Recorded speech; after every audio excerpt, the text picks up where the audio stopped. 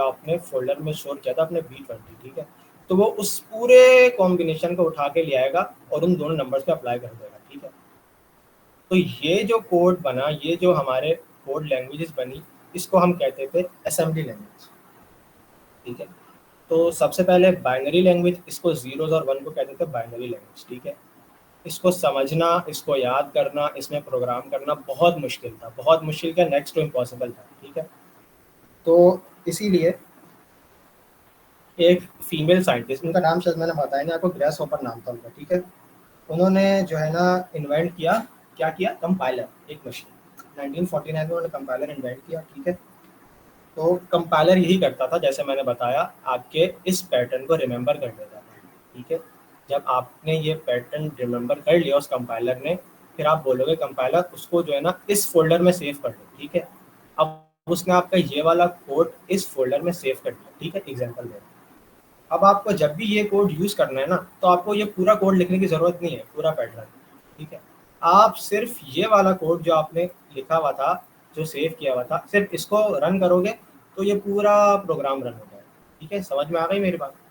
और इसी कोड को हम कहते थे असेंबली लैंग्वेज, ठीक है। पहले थी बाइनरी लैंग्वेज, उसके बाद थोड़ी सी तरक्की हुई तो आ गई असेंबली लैंग्वेज।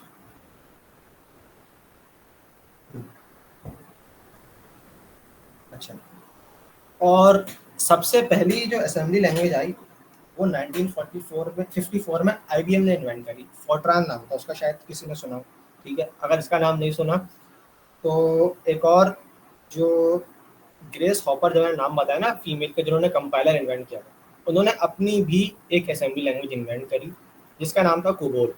कोबोल नाम तो हमें से बहुत से लोगों ने सुना ही होगा, स्कूल में भी हमने पढ़ा है कोबोल। कोबोल सबसे पहली जो स्टैंडर्डाइज लैंग्वेज थी ना असेंबली, जो बहुत लोगों ने यूज़ करी, अभी तक इंडस्ट्री में यूज़ होती है, और कोबोल की जॉब्स अभी भी अवेलेबल है। ये 1959 में इन्वेंट हुई थी ये लैंग्वेज कोबोल, और इसकी जॉब्स अभी तक मार्केट में अवेलेबल है, ठीक है। तो उसके बाद क्या हुआ, जब असेंबली लैंग्वेज आ गई ना, तो थोड़ी सी आसानी हो गई कंप्यूटर साइंटिस्ट को ना। उनको अब ये पूरा कोड नहीं याद करना पड़ता, उन्होंने ऐसे ही कुछ कोड्स बना लिए छोटे छोटे से, ठीक है, बहुत सारे, जिन पे कुछ ना कुछ फोल्डर्स में सेव करके, अब जब भी वो कोई प्रोग्राम रन करना होता है तो खाली इस कोड को जो है ना वो कॉल करते हैं, तो उनका प्रोग्राम रन हो जाता है, ठीक है। अब थोड़ी सी आसानी हो गई, ठीक है। लेकिन असेंबली लैंग्वेज भी बहुत आसान नहीं थी। अब ये कोई कोड है, इसको भी आपको याद करना पड़ेगा, ठीक है। ये सेल्फ एक्सप्लेनेटरी नहीं है, आपको देख के पता नहीं लग रहा कि इससे क्या हो रहा है, ठीक है। ये तो आपको याद करना पड़ेगा पीछे क्या आपने प्रोग्राम में इसमें रखा हुआ था, क्या फंक्शन हो रहा है, ठीक है। लेकिन इसकी एक डाउन साइड थी असेंबली लैंग्वेज की ना। डाउन साइड ये थी कि असेंबली लैंग्वेज हर प्रोसेसर में नहीं चल सकती थी, ठीक है। मतलब कि अगर आपका i5 है तो आपकी अलग असेंबली लैंग्वेज है, आपका i9 है तो उसकी अलग असेंबली लैंग्वेज होगी, आपका राइजन है तो उसकी अलग असेंबली लैंग्वेज होगी, मतलब हर कंप्यूटर की अलग अलग असेंबली लैंग्वेज थी, ठीक है। तो इससे भी काफ़ी इशू आता था, जो लैंग्वेज आपने i5 में यूज़ करी आप उसको i9 में नहीं यूज़ करते, उसकी अलग लैंग्वेज होगी, फिर वो आपको सीखनी पड़ेगी, फिर उसके कोड देखना पड़ेगा, और इसको भी कोई याद ही करना पड़ता था, ये समझ नहीं सकते थे आप ये कोड, ठीक है। इसको भी मुश्किल ही था करना। तो फिर थोड़ी और जिद्दत आई। उसके बाद क्या हुआ, हाई लेवल लैंग्वेजेस इन्वेंट हो गए। अब हाई लेवल लैंग्वेजेस क्या होती है, हाई लेवल लैंग्वेजेस असेंबली से थोड़ी सी आसान होती हैं इंसानों के लिए, ठीक है। वो ह्यूमन लैंग्वेज से करीब तरीन होती हैं। जैसे कि अब जो हम हाई लेवल लैंग्वेजेस यूज़ करते हैं उसमें जावा, C++, बहुत सारी जितनी भी लैंग्वेजेस हैं, मोस्टली असेंबली लैंग्वेजेस ही यूज़ होती हैं, ठीक है। तो उसमें क्या होता है, सिंटैक्स थोड़ा आसान होता है, जैसे आपने देखा होगा इफ एल्स और लूप्स। तो ये इंग्लिश के वर्ड्स यूज होते हैं जो तकरीबन सेल्फ एक्सप्लेनेटरी होते हैं, इसको आपको देख के ही समझ में आ जाता है कि ये काम क्या करें, ठीक है। तो जब हाई लेवल लैंग्वेजेस आई ना, तो उनको इंसानों को समझना आसान था, लेकिन कंप्यूटर के समझ में नहीं आती थी वो जबान। अब ये तो उनको समझ में आती है, ठीक है। अब इसको जब आपने फोल्डर्स में सेव कर दिया तो ये फोल्डर भी उनको समझ में आ गए। लेकिन अगर आप उनको लिख रहे हो इल्फ इफ एल्स और ये वो तो इंग्लिश के वर्ड्स हैं, वो तो समझ में नहीं आ सकते कंप्यूटर को, ठीक है। तो इसके लिए फिर वही काम हुआ जो असेंबली लैंग्वेजेस के लिए हुआ था, एक कंपाइलर बना। कंपाइलर को आप ट्रांसलेटर भी कह सकते हैं, एक ऐसा ट्रांसलेटर जो हमारी जो नॉर्मल कोड होता है, इफ एंड एल्स का जो भी कोड होता है, जैसे हम यहाँ पे लिख लेते हैं ठीक है। इफ और एल्स का जो भी हमारा कोड होता है उसको वो जीरोस और वन में कन्वर्ट कर देता है। ठीक है, ये काम होता है कंपाइलर का। ठीक है, तो उसके बाद जब हाई लेवल लैंग्वेजेस आ गई तो चीज़ें काफ़ी आसान हो गई। अब कंप्यूटर साइंटिस्ट को ना तो इतना बड़ा कोड याद करना पड़ रहा है, ना ये कोड वर्ड्स याद करने पड़ रहे हैं। उनको बस एक सिंटैक्स समझना है कि कौन सी लैंग्वेज कैसे काम करती है, और उनको चीज़ें समझ में आने लग गई। ठीक है, तो ये फ़ायदे हैं। ठीक है, अच्छा, अब ये बताएं कि इस कोड को जो इस कोड में कन्वर्ट करती है जी, उसको क्या बोलते हैं? अभी मैंने बताया, जस्ट अभी बताया। कोई माइक ना खोले, चैट में बताएं। जैसे मैं पानी पी।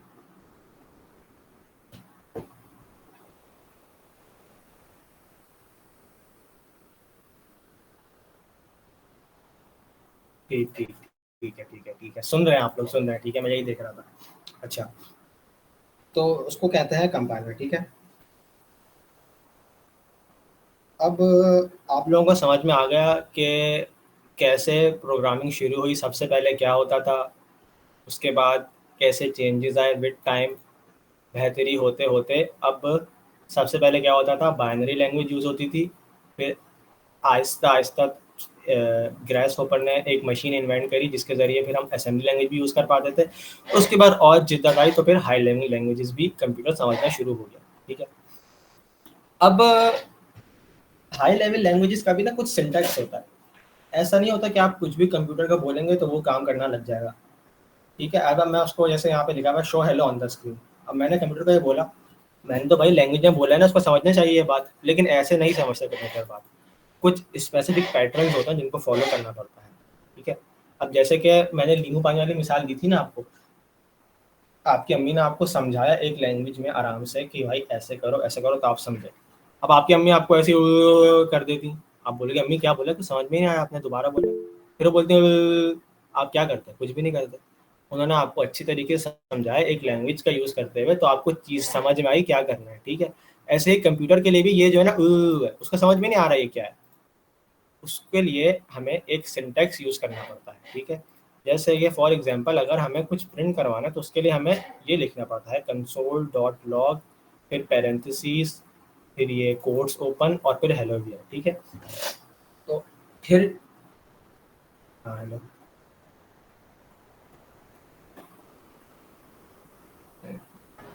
शेयर हो रही ये नज़र नहीं आ रहा? हेलो, आ नज़र रहा आ रहा नजर है? आ रहा इसकी स्माइल कितनी अच्छी है। Sir sir screen screen share नहीं हो रही आपकी। एक मिनट, स्टॉप शेयरिंग और दोबारा शेयर कर देता हूँ।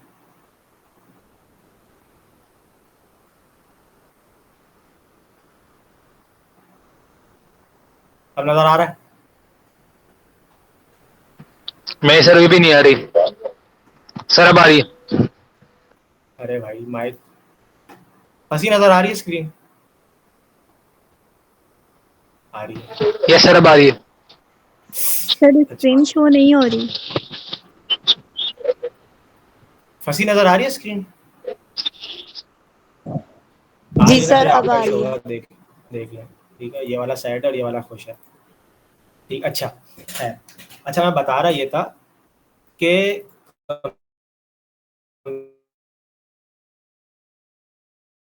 कंप्यूटर को भी जो है ना, अब खैर वो मैंने समझा दिया था। जैसे हमने अब हेलो देयर प्रिंट कराना है, इसका एक प्रॉपर सिंटेक्स है जिसको हमें फॉलो करना पड़ेगा, फिर वो कंप्यूटर कोई काम करेगा। ठीक है, ऐसे कुछ भी हम लिख देंगे जैसे आप स्क्रीन पे, वो नहीं दिखाएगा, कुछ भी नहीं दिखाएगा। ठीक है, अगर हम प्रॉपर वे में एक सिंटेक्स को फॉलो करते हुए चीज़ें करेंगे तभी कंप्यूटर वो बात समझ पाएगा। ठीक है, अब यहाँ तक बात समझ में आ गई, पहले क्या होता था पूरी आपको डिटेल बता दी। अब जो भी सवाल है ना किसी की, तो वो पूछना जल्दी से, फिर हमको इसी तरफ जाएंगे। तो फिर उसके बाद जो है टाइप स्क्रिप्ट का थोड़ा हम स्टार्ट करते हैं, या फिर डायरेक्ट अभी टाइप स्क्रिप्ट भी करा देते हैं। सवाल आएगा इसमें, नहीं होगा इतना कुछ हार्ड कॉन्सेप्ट था। ठीक है, एक मिनट। अस्सलाम वालेकुम सर। अस्सलाम वालेकुम सर। वालेकुम अस्सलाम भाई। सर ये आपने बताया कि जो पहले जब भी कोडिंग होती थी तो उन लोगों को कोड वगैरह सब याद रखना पड़ता था, तो पहले उन्हें कंप्यूटर साइंटिस्ट ही कहा जाता था या फिर उस वक्त में भी उन्हें कोडर कहा जाता था? और क्या नाम है वो पूरी कंप्यूटर साइंस की, जैसे हम लोग तो हैं, जैसे जैसे हम जिसने पूरी कंप्यूटर साइंस की पढ़ाई नहीं पढ़ी अभी तक 9-10 में, फर्स्ट या सेकंड ईयर में, तो हम लोग तो कोडिंग करते हैं। जैसे वो लोग भी ऐसे ही करते थे, या फिर वो लोग पूरी कंप्यूटर की पढ़ाई पढ़ के फिर उसके बाद कोडिंग करते थे?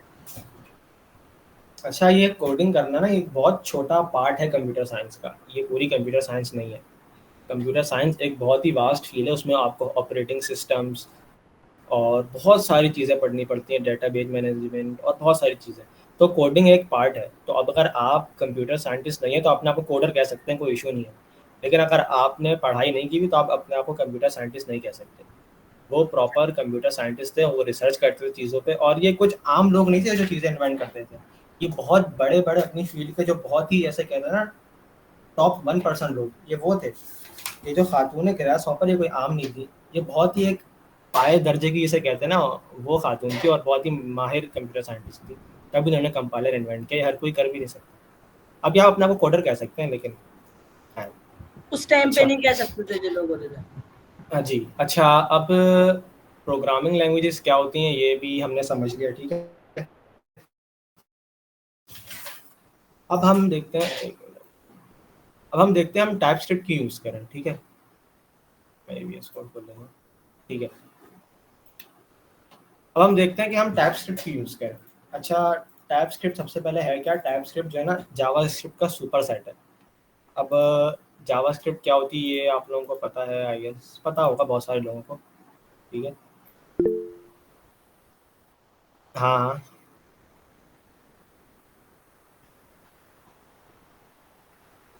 एक मिनट करता हूँ।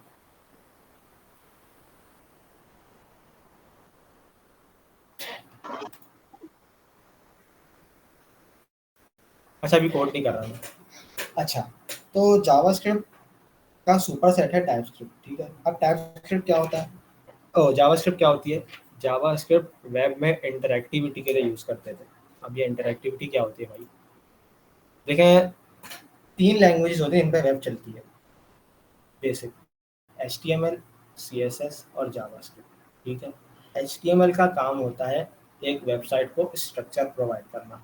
जैसे हमारी बॉडी होती है, उसका कोई स्केलेटन होता है, ढांचा जिसमें सिर्फ हड्डियाँ होती हैं, वो हमारी बॉडी को बेस प्रोवाइड करता है, वहाँ से हमारी बॉडी बनना शुरू होती है, ठीक है। स्ट्रक्चर बॉडी का शुरू होता है, तो HTML का वो पार्ट होता है। और CSS जो है वो क्या करती है, हमारी बॉडी में थोड़ी सी खूबसूरती ऐड करती है। जैसे हमारे ऊपर स्किन है, नेल्स हैं, बाल हैं, अब ये चीज़ें खूबसूरती ऐड कर रही हैं, ठीक है। CSS एग्जैक्टली यही काम करती है, ठीक है। और जावास्क्रिप्ट हमें मेन समझना है, उज़ैर, जावास्क्रिप्ट क्या आपकी करती स्क्रीन है। शो नहीं हो रही है। अरे मैं स्क्रीन अभी शेयर, स्क्रीन पे कुछ भी नहीं दिखा रहा, स्क्रीन शेयर मैंने बंद करी हुई है। सर अच्छा, गूगल गूगल तो पे ना लैपटॉप पे ऑन नहीं हो रहा।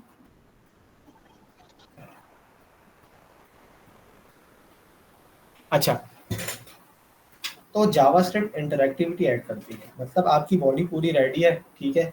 चलें गाड़ी एग्जांपल ले लें। गाड़ी का पूरा स्केलेटन है लोहे का, ठीक है, पूरा स्ट्रक्चर रेडी है, उसके ऊपर हमने पेंट करके उसको खूबसूरत करा, ठीक है, पूरी गाड़ी रेडी हो गई। लेकिन गाड़ी किसी काम की थोड़ी है। अगर उसका स्ट्रक्चर रेडी है, ऊपर पेंट भी होगा, खूबसूरत लग रही है, किसी काम की नहीं, आप चला ही नहीं सकते, इंजन ही नहीं है उसमें, ठीक है। तो जावास्क्रिप्ट सिर्फ उस इंजन का काम करती है, ठीक है। तो जावास्क्रिप्ट क्या करती है, इंटरैक्टिविटी ऐड कर देती है ना आपकी वेबसाइट में। अब समझे जैसे इंजन गाड़ी को पावर देता है ना, तो जावास्क्रिप्ट वेब को पावर देती है। और जब जावास्क्रिप्ट जब जावास्क्रिप्ट वेब को पावर देती है, सब कुछ ठीक है उसमें, तो फिर हम वो यूज़ क्यों नहीं कर रहे? क्योंकि जावास्क्रिप्ट थोड़ी सी लूजली टाइप है, उसमें कुछ ऐसे चीज़ें हैं जो डेवलपर्स को पसंद नहीं आती, ठीक है।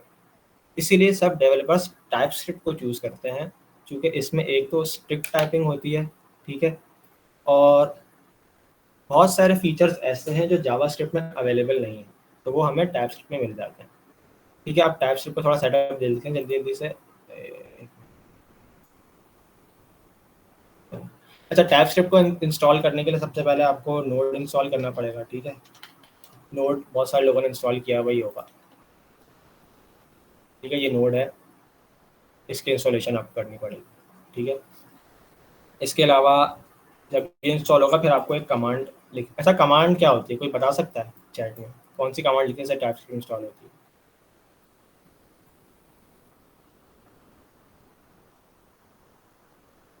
क्या कमांड होती है टाइपस्क्रिप्ट की?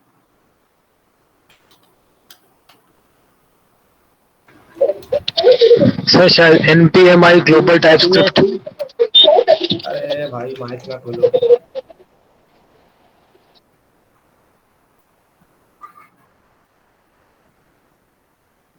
अच्छा ठीक है, लोग बता रहे हैं। ठीक है, उसामा रजा ने सही बताया। ठीक है, मतलब पता है बहुत सारे लोगों को। ठीक है, तो हमें कमांड यूज करनी पड़ती है npm i-g टाइपस्क्रिप्ट। ठीक है, इससे आपकी टाइपस्क्रिप्ट इंस्टॉल हो जाती है। ठीक है, अभी मैंने करी हो तो मैं करनी है, लेकिन वैसे हो जाती है। ठीक है, तो अब आपने टाइपस्क्रिप्ट इंस्टॉल कर ली। ठीक है, सब कुछ हो गया। अब आप टाइपस्क्रिप्ट यूज कैसे करोगे? अच्छा, हर लैंग्वेज की ना कुछ एक्सटेंशन होती है। ठीक है, तो टाइप स्क्रिप्ट की एक्सटेंशन है टीएस। ठीक है, आप अपनी फाइल के एंड में लगाओगे, कुछ भी फाइल का नाम कुछ भी रख सकते हैं। मैं यहाँ पे इंडेक्स रख देता हूँ। अब अगर मैं इसको index.html कर लूँगा ना, तो ये मेरी बन गई HTML की फाइल। ठीक है, क्योंकि मैंने एक्सटेंशन कौन सी यूज़ करी? HTML की। जो डॉट के बाद जो भी हम लिखते हैं इसको कहते हैं फाइल एक्सटेंशन। ठीक है, लेकिन हमें यहाँ पे टाइपस्क्रिप्ट की फाइल बनानी है, तो हम टीएस की एक्सटेंशन यूज़ करेंगे। ठीक है, तो ये टीएस। ठीक है, और अब हमारी एक टाइपस्क्रिप्ट की फाइल बन गई। अब हमने क्या सर देखना था? वही स्क्रीनशॉट हेलो वर्ल्ड प्रिंट करना था। ओहो, sorry sorry sorry sorry sorry. अच्छा, फर्स्ट ही बता देगा ना काइंडली ना, स्क्रीन शेयर करना भूल जाता हूँ।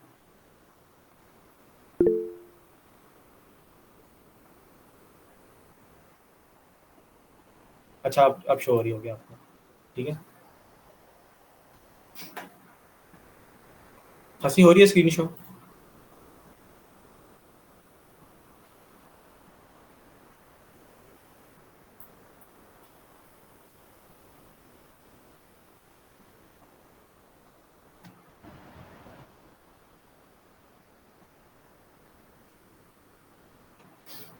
अच्छा, अब हमने फाइल एक्सटेंशन मैंने बताया था कि होती है जो भी हम डॉट के बाद यूज़ करते हैं। ठीक है, अब हमें जो भी फाइल बनानी होती है हम उसकी एक्सटेंशन यूज़ कर लेते हैं। ठीक है, हमने यहाँ पे टीएस यूज़ करी, थोड़ा मतलब जूम हमने कर लो, थोड़ा जूम कर टाइपस्क्रिप्ट।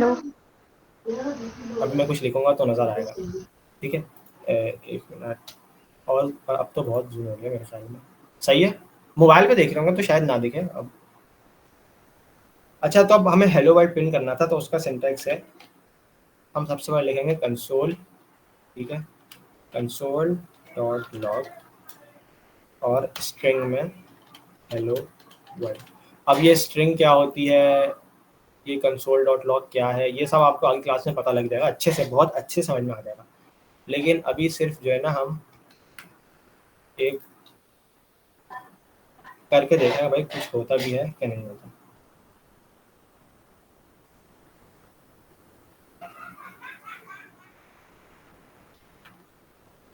अच्छा, अब हमें इस कोड को जो है ना रन करना है। तो एक और बात यह है कि हमारा जो कंप्यूटर है ना, वो टाइपस्क्रिप्ट नहीं समझता, वो समझता है जावास्क्रिप्ट। ठीक है, तो हमें इस कोड को कंपाइल करना पड़ेगा जावास्क्रिप्ट में। ठीक है, तो उसके लिए कर लेते हैं TSC। ठीक है, TSC क्या है? TypeScript compiler. ये हमारे कोड को टाइपस्क्रिप्ट के जावास्क्रिप्ट में कन्वर्ट कर देगा। ठीक है, उसके बाद फाइल का नेम लिखेंगे index.ts। ठीक है, अब क्या होगा, आपकी एक जावास्क्रिप्ट की फाइल बन जाएगी। ठीक है, ये देखें, सेम टू सेम फाइल उसने जावास्क्रिप्ट में बना दी। अब इस फाइल को जो है ना हम रन कर सकते हैं। ठीक है, अब जावास्क्रिप्ट की फाइल रन करने के लिए हमें नोड यूज़ करना पड़ता है, नोड index.js। अब यहाँ पे लिखा आ जाएगा हेलो। ठीक है, और जो भी सवाल वगैरह होंगे और क्विज का एक्सप्लेनेशन हो जाएगी, वो क्विज के बाद होगी। ठीक है, अभी मीटिंग एंड होगी और आपको कम्युनिटी में क्विज का लिंक दे दिया जाएगा। ठीक है, और आप जब क्विज को फिल कर देंगे आपको रिजल्ट मिल जाएंगे। उसके बाद दोबारा मीटिंग स्टार्ट होगी और उसमें क्विज का एक्सप्लेनेशन होगी। ओके, आज की क्लास में फ़िलहाल इतना ही था।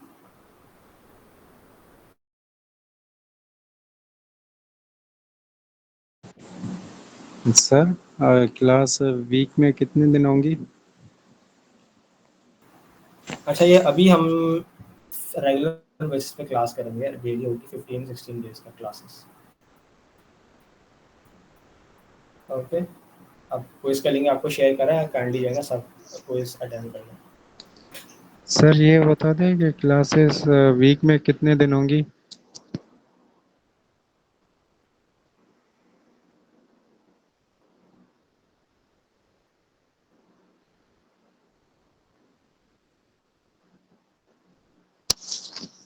Thank you. सर ये जो क्लासेस हैं वो हमेशा इसी टाइम पे होंगी, मतलब अभी जो शेड्यूल है उस पे इसी टाइम पे होंगी? जी रोजाना क्लास 9 बजे स्टार्ट होंगी, यूट्यूब पे लाइव आएगी और गूगल मीट पे होएगी।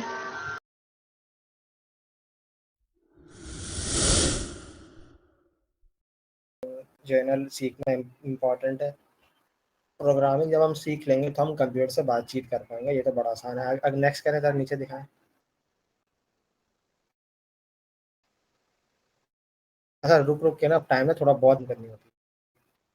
अच्छा, what is a programming language? जो है ना बड़ा अच्छे से एक्सप्लेन किया हुआ था कि प्रोग्राम है। बात करेंगे कंप्यूटर से किसी लैंग्वेज में तो करेंगे ना, ठीक है, तो वही प्रोग्रामिंग लैंग्वेज है, ठीक है। Why do we need programming language? अच्छा, अब हमें प्रोग्रामिंग लैंग्वेज की ज़रूरत क्यों पड़ती है? जब हम किसी कंप्यूटर को इंस्ट्रक्शंस देते हैं ना, तो जैसे मैंने बताया था कि कुछ भी नहीं लिख सकते, ठीक है, कुछ क्लियर कंसाइज एक स्ट्रक्चर होता है लिखने का।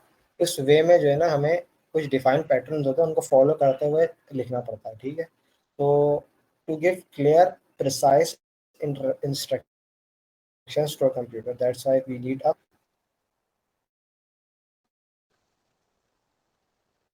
ठीक है, a collection of screen share नज़र आ रही ना सबको? मैसेज ना कुछ लोग ऐसे भी करते हैं। अच्छा, मेरा वैसे भी लैपटॉप डेड होने वाला है, जल्दी से मैं समझा दूँगा, ठीक है। A collection of instruction that perform a specific task. What is a computer program? अब क्या होता है बेसिकली देखें। अब आपने जब भी कोई प्रोग्राम लिखना होता है ना, तो आप, अब आपने पास क्विज, ठीक है, अब क्विज खोल, ठीक है।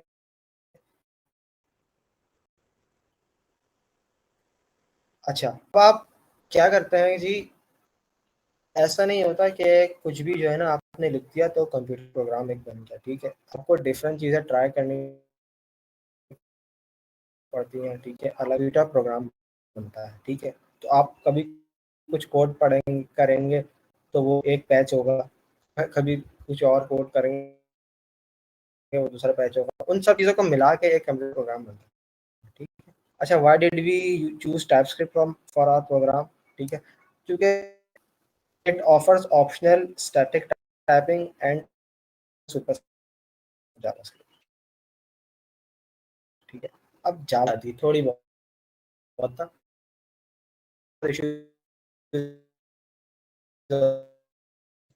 सर आपकी लेकिन जो आवाज बहुत बैकएंड पे है कट ना, रही। अब जावास्क्रिप्ट में आप डिफाइन नहीं कर सकते आप डाटा किस फॉर्मेट में ले रहे हो, ठीक है। आप स्ट्रिंग में ले रहे हो, स्ट्रिंग स्क्रिप्ट में ये है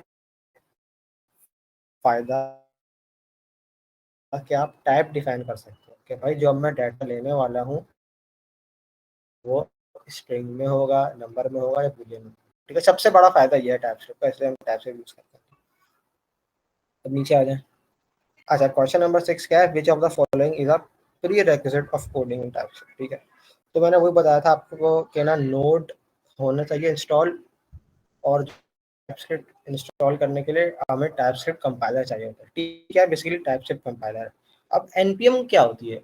NPM init npm i minus G install TypeScript, ऐसा कुछ करके हमने लिखा कोड, तो टाइपस्क्रिप्ट इंस्टॉल हो गई। कैसे? npm है क्या, ठीक है। npm क्या होता है? npm का मतलब है नोड पैकेज मैनेजर, ठीक है। पैकेज मैनेजर सेल्फ एक्सप्लेनेटरी है कि ये क्या करता है। अब क्या होता है कि ना, अब हम जो कोड करते हैं ना, हमें सब चीज़ें बिल्कुल स्क्रैच से बनाने की ज़रूरत नहीं होती, ठीक है। स्क्रैच से बनाने की ज़रूरत, वो चीज़ें उज़ैर, हमें आप थोड़ा बनी सा बनाई ना मिल जाती ऊंचा हैं, बोलें, आवाज़ नहीं आ रही है।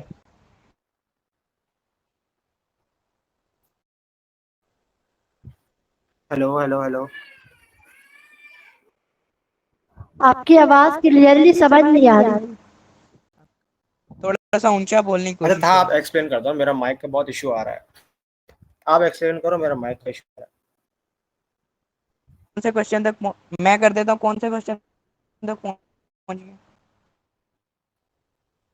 अच्छा, ये एनपीएम क्वेश्चन नंबर 6। ठीक है, मैं करता हूँ।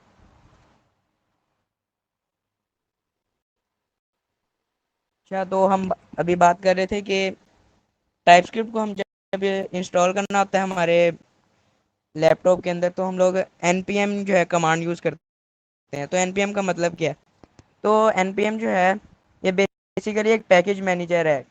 जितनी भी लैंग्वेजेस होती है ना, उनमें ज़्यादातर में एक पैकेज मैनेजर होता है जो थर्ड पार्टी पैकेजेस होते हैं ना, उन्हें इंस्टॉल करने के लिए यूज़ किया जाता है। अभी जो है ना टाइपस्क्रिप्ट, इसे हम लोग नोड पैकेज मैनेजर के ज़रिए अपने कंप्यूटर के अंदर इंस्टॉल करते हैं। तो बेसिकली इसका यही काम है, ये अलग अलग चीज़ें जो मॉड्यूल्स वगैरह होते हैं उसे इंस्टॉल करने के लिए यूज़ होता है। नीचे करें स्क्रॉल। अच्छा, आगे आता है what is the purpose of the TSC command. आगे to compile TypeScript code into JavaScript. तो बेसिकली इसके अंदर होता क्या है कि जो होता है ना टाइपस्क्रिप्ट का कोड, ये बेसिकली हमने भी पढ़ा कि टाइपस्क्रिप्ट जो है वो जावास्क्रिप्ट का सुपर सेट है। तो टाइपस्क्रिप्ट अलग से कोई लैंग्वेज नहीं है, बस जावास्क्रिप्ट के अंदर कुछ नई चीज़ें ऐड करके उसे टाइपस्क्रिप्ट का नाम दे दिया गया। तो जो टाइपस्क्रिप्ट का कोड है वो जब हम लोग उसे कंपाइल करते हैं TSC कमांड के ज़रिए, तो वो जावास्क्रिप्ट के अंदर कन्वर्ट हो जाता है। जब हम इसे कंपाइल करते हैं तो हमने देखा होगा कि उसी नेम से एक जावास्क्रिप्ट की फाइल जनरेट हो जाती है, उसके अंदर नहीं होती उसमें। तो इस कमांड को हम लोग इसलिए यूज़ करते हैं। ठीक है, उसके बाद आ गया what is the output of a TypeScript compiler. तो ये तो हमने अभी पढ़ लिया कि जब हम लोग टाइपस्क्रिप्ट की फाइल को जावास्क्रिप्ट में कंपाइल करते हैं तो वो हमें एक फाइल देता है जिसमें जावास्क्रिप्ट का कोड होता है। आगे करें। Which of the following is not a programming language. तो इसका सही आंसर जो है HTML है, क्योंकि HTML जो है वो हाइपर टेक्स्ट मार्कअप लैंग्वेज है। ये हमारा टॉपिक नहीं है, लेकिन प्रोग्रामिंग लैंग्वेज जो है ना किसी भी के लिए भी, उसके अंदर ना कुछ बेसिक चीज़ें होती हैं जो होना ज़रूरी है, लाइक वेरिएबल्स, फिर उसका कंपाइलर होना और ये सारा कुछ। लेकिन HTML के केस में ऐसा बिल्कुल भी नहीं है। अब हाइपर टेक्स्ट मार्कअप लैंग्वेज कहते हैं। उसके आगे what is the first step in setting up a TypeScript environment. तो जब भी कोई इन्वायरमेंट हम सेटअप करते हैं तो सबसे पहले हम लोग npm को इंस्टॉल करते हैं, जो नोड के साथ इंस्टॉल हो जाता है। और साथ में हम जब npm init -y वाली कमांड यूज़ करते हैं तो वो हमारा इनिशियलाइज भी हो जाता है। उसके बाद विच command creates a new TypeScript config की फाइल होती है जिसमें हमारे सारे हैं, और सारी जो कॉन्फ़िगरेशन करनी होती है ना कंपाइलर की, वो हम उसी के ज़रिए करते हैं। उसे बनाने के लिए हम लोग TSC -init कमांड का यूज़ करते हैं। आ गया what is the typical file extension for TypeScript files. तो ये तो बेसिक सा क्वेश्चन है कि जब भी हम लोग कोई फाइल बनाते हैं, जैसे मेन है, तो उसका नाम जो भी रखना होता है वो रखते हैं और फिर एंड पे एक्सटेंशन डालते हैं .ts। अलग अलग प्रोग्रामिंग लैंग्वेजेस की अलग होती है, जैसे पाइथन का है .py, जावास्क्रिप्ट का .js, HTML जो कि लैंग्वेज भी नहीं है लेकिन फिर भी उसकी जो एक्सटेंशन है वो अलग है .html। आगे what should the first line of a hello world TypeScript program भी। तो जब भी हमने जो हमारा टर्मिनल और उसके अंदर हम जो भी चीज़ पास करेंगे वो हमारा जो है वहाँ पे प्रिंट हो जाएगा। तो ये तो आप सब समझ आ गई। अगले पे जाएं। Which of these is a benefit of using TypeScript. It has stricter type checking. तो जब पहले यूज़ करते थे ना, तो इसमें मसला क्या था कि प्रोग्रामिंग जब कर रहे होते थे ना, कोड लिख रहे होते थे, तो टाइपिंग का बहुत ज़्यादा मसला आता था। जैसे जहाँ पे हम लोग स्ट्रिंग को हैंडल कर रही है, टाइपस्क्रिप्ट को बनाया गया ताकि जावास्क्रिप्ट में टाइप चेकिंग जो है वो ऐड की जा सके। What do we need to do after running TypeScript code to run it in a browser. JavaScript है ना, जब हम उसे HTML के साथ यूज़ कर रहे होते हैं तो वो ब्राउज़र के अंदर कंपाइल होती है। तो यहाँ पे हम वो बोल रहे हैं कि इसे टाइपस्क्रिप्ट को अगर हमने ब्राउज़र में चलाना हो तो उसके में उसे कंपाइल इनटू जावास्क्रिप्ट करना पड़ेगा, यानी उसे पहले कंपाइल करेंगे जावास्क्रिप्ट में, फिर उससे आगे यूज़ करेंगे। Which tool is primarily use to manage Java packages and libraries. तो और भी काफ़ी सारे होते हैं पैकेज मैनेजर्स, लेकिन जो सबसे ज़्यादा पॉपुलर है ना, जब से सबसे ज़्यादा इस्तेमाल होता है वो npm। अभी इसके डीप में आपको जाने की ज़रूरत नहीं है, इतना ही समझ लें तो बहुत है। देखिए, जब हम लोग इन कंपाइलर वगैरह जैसे आपने इंस्टॉल किया होगा, तो जब हम उसे इंस्टॉल करते हैं तो एक जो है एक फोल्डर बन जाता है नोड मॉड्यूल्स का। तो वो जो हमने पैकेज इंस्टॉल किया ना, वो उसी प्रोजेक्ट के अंदर रहता है। वो मतलब हम उसे अगर कहीं और पे दोबारा यूज़ करना है तो हम उसे वहाँ से इंपोर्ट नहीं कर सकते, उसे दोबारा इंस्टॉल करना पड़ेगा। लेकिन ये तो मैं उसे एक बार इंस्टॉल करना है और बस, तो इसलिए हम लोग उसे ग्लोबली इंस्टॉल करते हैं। तो -G जो है ये ग्लोबली किसी चीज़ को इंस्टॉल करने के लिए यूज़ होता है, इसलिए -G यूज़ किया गया। आगे लास्ट क्वेश्चन है हमारा, what is the result of running the TypeScript compiler without any errors in the code. अगर यहाँ पे बात हो रही है कि अगर हम लोग किसी प्रोग्राम